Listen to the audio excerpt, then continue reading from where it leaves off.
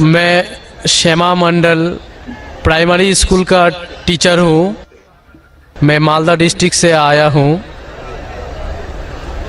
मेरा मन में बहुत दिन से कुछ सवाल है मेरा धर्म के प्रति, और जो स्वर्ग और नर्क के बारे में बार बार बोला जाता है, ये सचमुच क्या स्वर्ग और नर्क कहीं पर है, ये मैं जानना चाहता हूँ। या ये डर है जो इंसान को गलत काम करने से रोकता है। इसके बाद मूर्ति पूजा के कारण रामदेव बाबा जी बोलते हैं, श्री श्री रविशंकर भी बोलते हैं कि मूर्ति पूजा, जैसे कि जो मूर्ति है जो अपना कर्म किया है, पहले धर लीजिए कि हम लोग कृष्ण को मानते हैं, तो कृष्ण ने जितना कर्म किया है, अगर हम मूर्ति को देखते हैं तो उसको गुण जो है वो हमें याद आने लगता है। तो ये पॉजिटिव बोलते हैं कि मूर्ति को देखने से उसके अंदर में जो अच्छाई गुण था वो हम में जाग जाता है और हम वैसा ही बनना चाहते हैं, अच्छा बनना चाहते हैं। भाई साहब ने दो सवाल पूछा है। पहले सवाल ये है कि क्या स्वर्ग और नरक असली में है, क्या सिर्फ डर पैदा करने के लिए इंसानों के लिए है?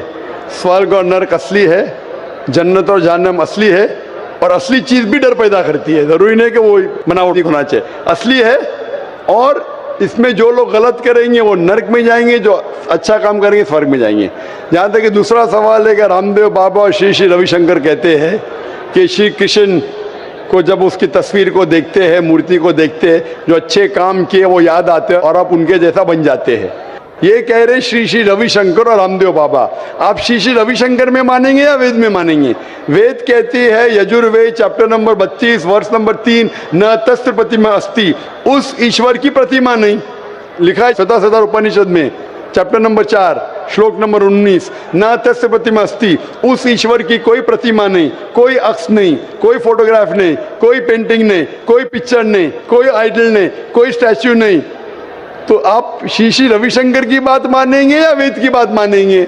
अगर आप श्री श्री रविशंकर की बात मानते हैं और वेद की बात को छोड़ देते हैं तो आप श्री रविशंकर के चेले बनते हैं, लेकिन वेद के नहीं। मैं भी अगर कुछ कुरान के खिलाफ बात करूं तो मुझे छोड़ दीजिए। मैं हमेशा कुरान का हवाला देता हूं। कुरान अल्लाह की किताब है, तो कुरान का हवाला दे के कुरान की बात करता हूं तो मानो। अगर कुरान को मैं छोड़ दूंगा तो मेरी बात भी मत मानो। जो कुरान और सही हदीस के खिलाफ बात करता है, कितना भी बड़ा आलिम हो, उसकी बात मत मानो। उसी तरीके से मैं जो बात कर रहा हूं वेद की बात कर रहा हूं। तो अगर वेद की बात टकराती है श्री श्री रविशंकर से, रामदेव बाबा से, और मेरा डिबेट हो चुका है श्री श्री रविशंकर के साथ, मेरा डिबेट श्री श्री रविशंकर के साथ हो चुका है बेंगलोर के अंदर।